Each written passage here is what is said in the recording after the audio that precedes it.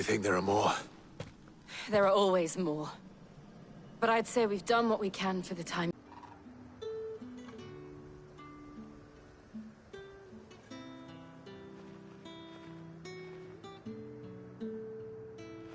You have the town's thanks. Don't thank us yet. There will be more. Many more. And you'll need to be ready for them. Oh, we shall. Isn't that right, Captain? Yes, milady. The garrison will be ready. Philippe here has convinced most of the men to remain at their posts. For now, at least.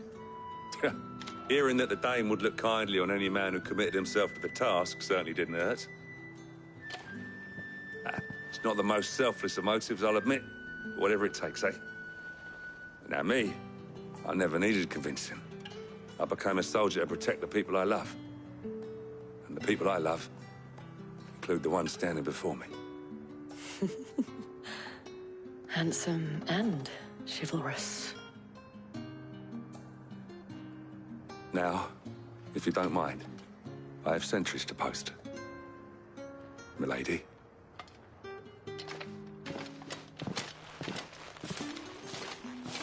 Lest you wonder, I'm not foolish enough to believe that this has solved all of my problems. But it has solved one, and that's one fewer than I had this morning. Thank you again, Clive.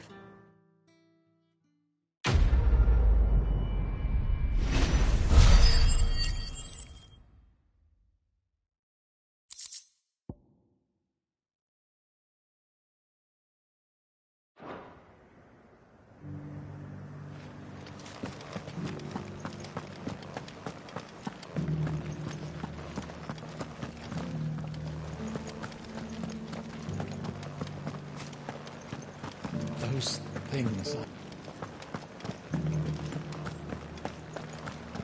There were ghosts at the gates not days ago, and now you'd have us believe they're just gone. I would.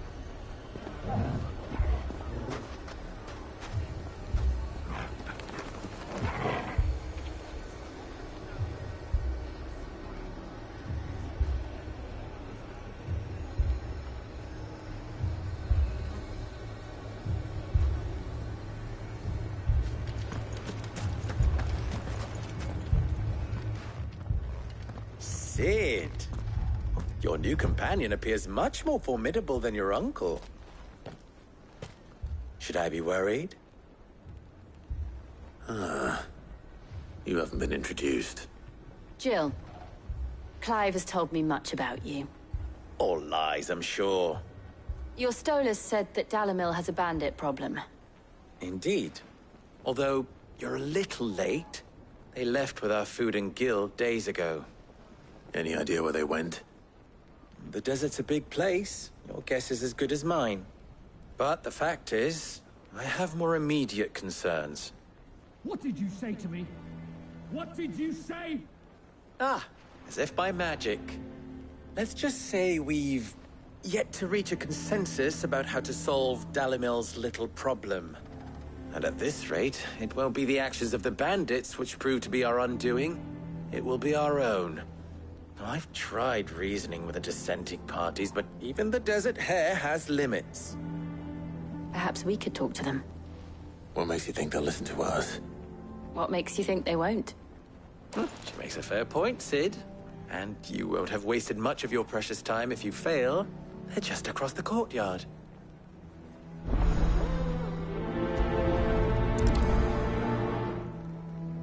Suppose we just follow the shouting.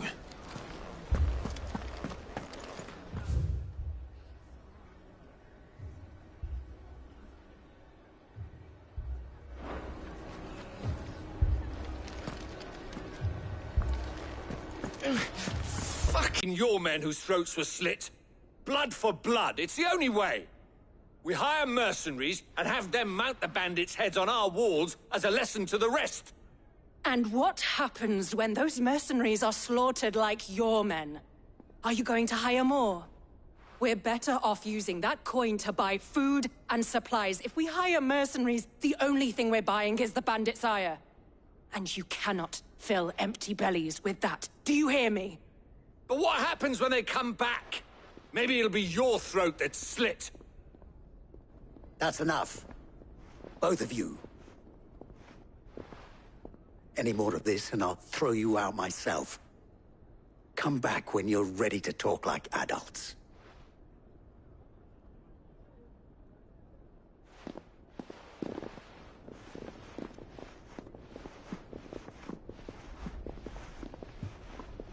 Victor.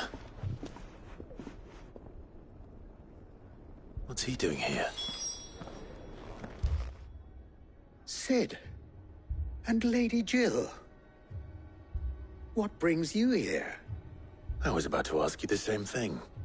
Costness is in chaos, and the markets have all but ceased to operate. The Briar's Kiss here in Dalimil is the only place I can reliably obtain supplies. I was here to do just that when Master Lubor took thorns in Lubor's side. And the reason this place might be headed the same way as Costness. It's these accursed skies. The darkness is enough to drive a man to madness. Or an entire city, for that matter. We're still working on the skies. But in the meantime, perhaps we can find a solution to Dalimil's problems. I hope so. For all our sakes.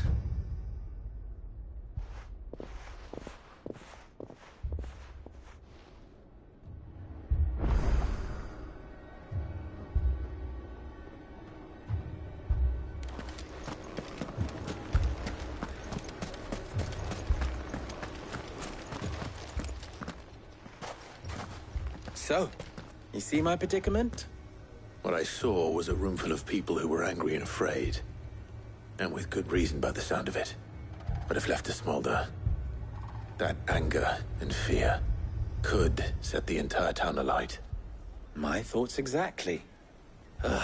What to do? Both sides wish to protect their homes and livelihoods, if only they could agree on how. But as long as they are divided, we are vulnerable. And if there's one thing bandits like, it's an easy target. What would Sid the Outlaw suggest? Well, if it were my namesake, he'd let them choose for themselves, and be on hand to pick up the pieces when it all went wrong. That sounds like a recipe for disaster. A recipe for disaster is precisely what it is. But perhaps that realization would be enough to make them question the ingredients. While it's plain neither Conrad nor Natalie will countenance the other's proposal, it may still be possible to make them doubt their own. Before presenting them with a third option. And that would be? To pool our resources and save the city ourselves. Why fight each other? When all that fear and anger can be directed at the bandits. It appears we have a plan of action. Victor, pay Conrad a visit. See if you can't convince him of his folly. I'll speak with Natalie. As you wish. Your faces are not well known in this town. That may prove useful. Don't worry, Victor and I will do most of the talking. You need only play along. Play along. What he means to say is yes.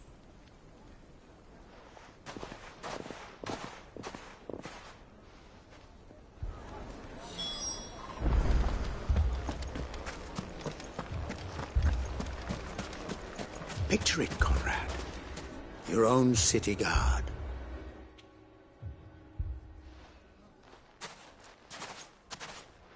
Ah, here she is. The Lady of the Spear herself. Conrad, may I introduce you to Jane, commander of the Red Wings, the oldest mercenary guild in the Free Cities. A pleasure, my lady. The pleasure is all mine. As I told you, I summoned the commander here from Canver to inquire about a contract. Victor says you told him no. That there aren't any men left to hire. Is that true? True as the crystals cracked. Nobles came and claimed every last one worth his salt. And not just from us Red Wings. You know of the 7 high houses. There must be 2 swords assigned each one. Granted, we have a few boys left. If it's boys you're looking for. Well, Conrad, are you saying that Dalamil's finest cannot defend this town better than a gaggle of unblooded striplings? That a band of beardless youths could better avenge the deaths of your brave men than you yourselves? Absolutely not. We'll show those bastards who they're dealing with.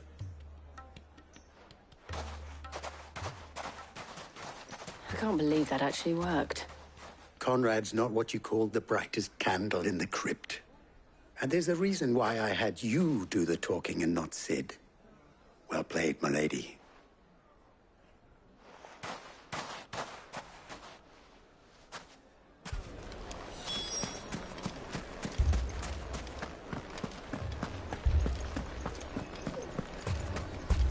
My shop.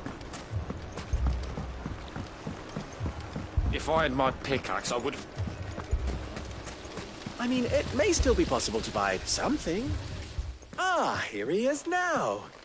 Natalie, allow me to introduce Lord Underhill of Randalar's prestigious League of Merchants. Lord Underhill. At your service. Underhill? I was just telling the good lady of our conversation, my lord, and how you were lamenting the state of the capital's stores. Lubor says that not only are the granaries almost empty, but that war and the Blight mean this season's harvest won't be enough to fill them for winter.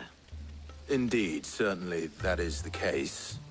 The nobles in the capital are buying up the city's stocks of barley and wine, driving the prices higher than most commoners can afford.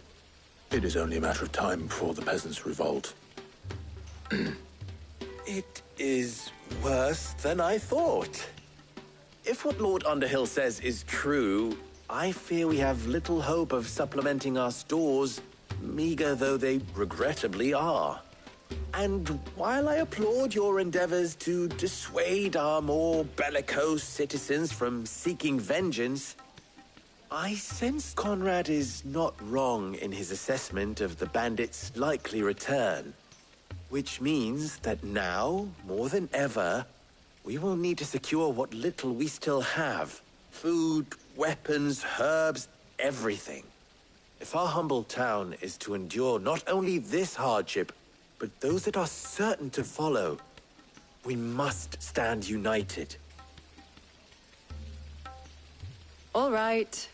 If it will help to protect my home, I'll do it. But you needn't have gone through this charade.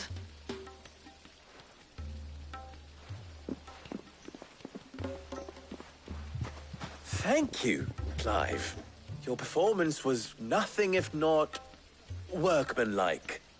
She saw right through it. I didn't say it was good, merely that it produced the desired effect. Now, my scouts should be returning shortly. Meet me back at the Briar's Kiss, and we shall see what we face.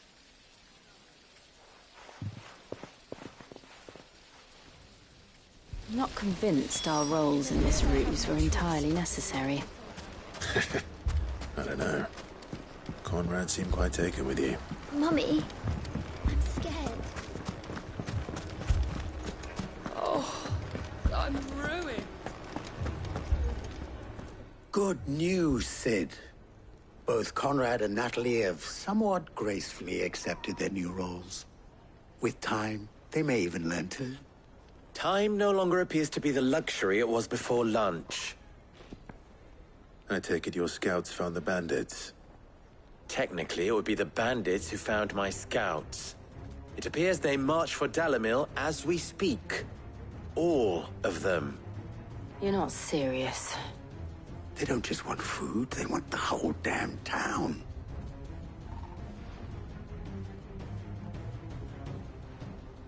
I have a favor to ask. I'm told the bandits march in two groups, one from the south and one from the desert, in a move doubtless intended to stretch our already gossamer-thin defenses. Very well. Jill and I will meet those from the desert. But what of the rest? The rest, my friend, us to see that their hands are kept occupied. And I do mean us. I thought you might say that. We'll hold them off for as long as we can.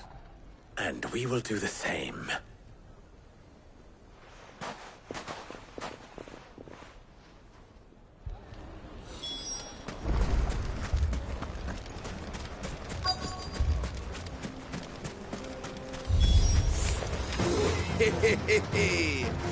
The women folk have come to welcome us. I'll take that one. He's all yours.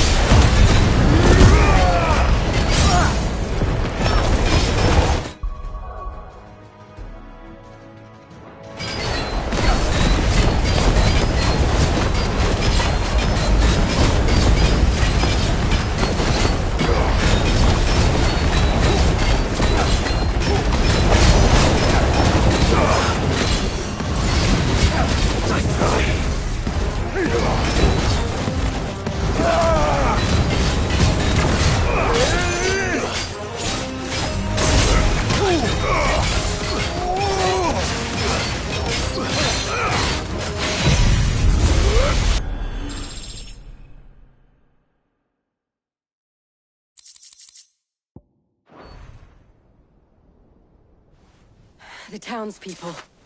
Could they have held out? I don't hear any fighting. What do you think? That we should hurry.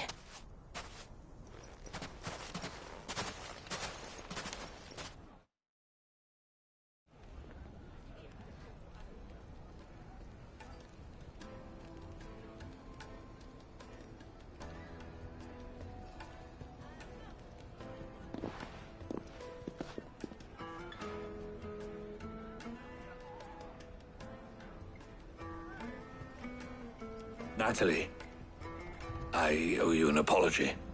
You did well out there. The inn would have been lost had you not held the line. Without you, there would have been no line to hold. You saved us, Conrad. You saved Dalimil. We all saved Dalimil.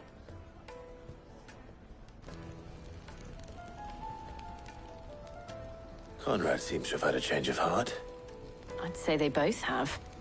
I take it from your presence that our visitors from the desert won't be joining us either. Pity. The plan worked, Sid. Granted, it only took an army of bloodthirsty bandits at our gate. Calm now, Victor. Why quibble over the details? we are united, and that is all that matters. As for you, Sid, you fight considerably better than you act. I'll take that as a compliment.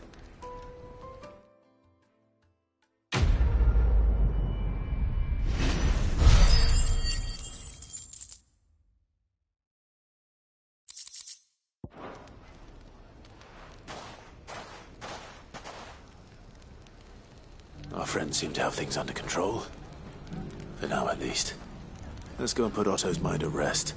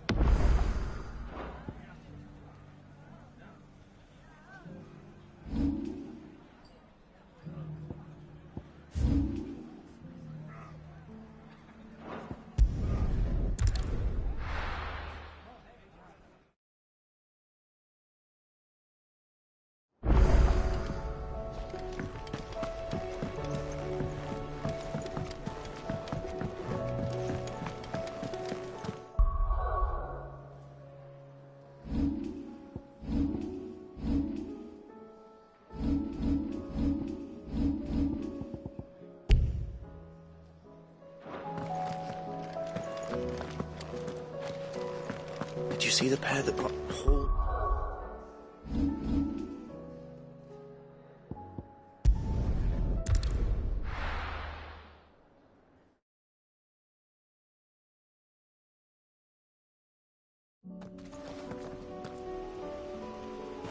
This should help.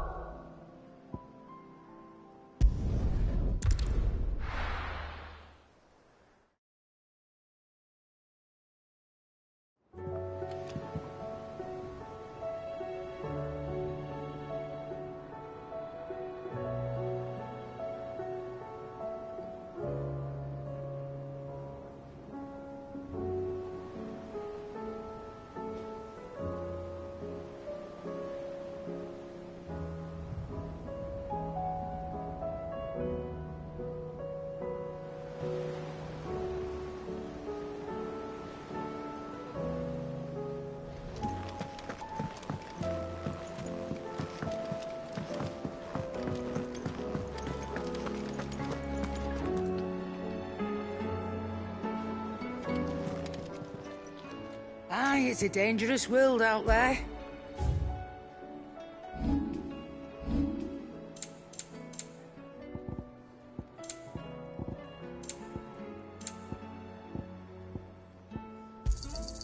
It'd better all be here.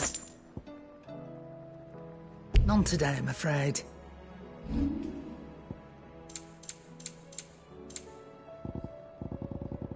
Is that all?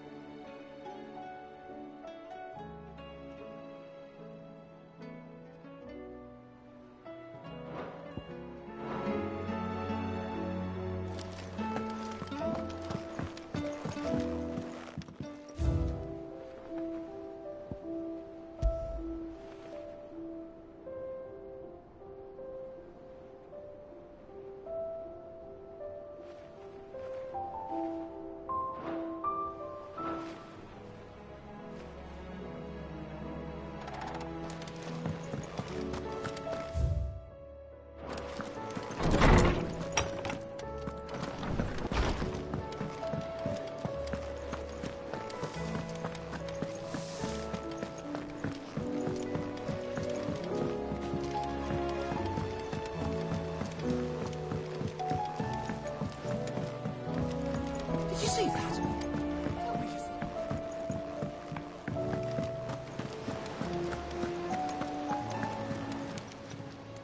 How may I help you today, Clive? Here you are.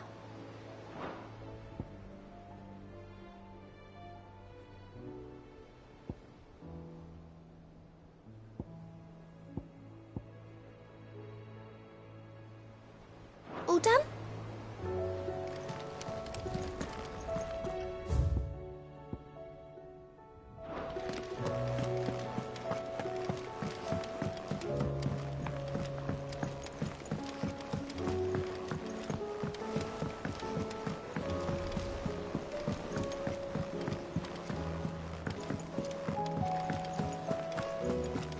It seems the hideaway has lost its